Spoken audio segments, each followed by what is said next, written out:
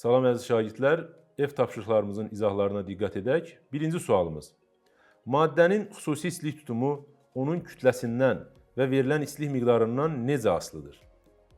Xüsusi istilik tutumunun düsturunu yazaq. S bərabərdir Q bölək M delta T. Bu da bərabərdir Q bölək M T2 çıxaq T1. Tərifi necə idi? Xüsusi istilik tutumuna belə tərif vermişdik ki, xüsusi istilik tutumu ədədi qiymətcə 1 kiloqram kütləli cismin temperaturunu 1 dərəcə Selsi və yaxud da 1 Kelvin artırmaq üçün tələb olunan istilik miqdarına bərabər olan fiziki kəmiyyətdir.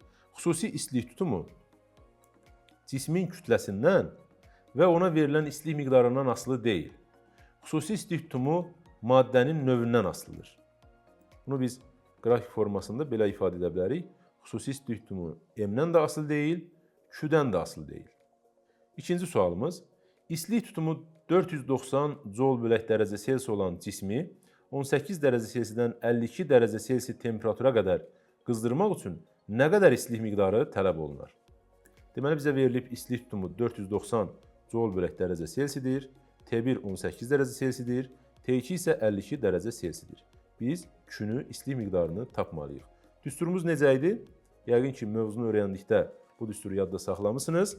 Q bərabər S vuraq delta T.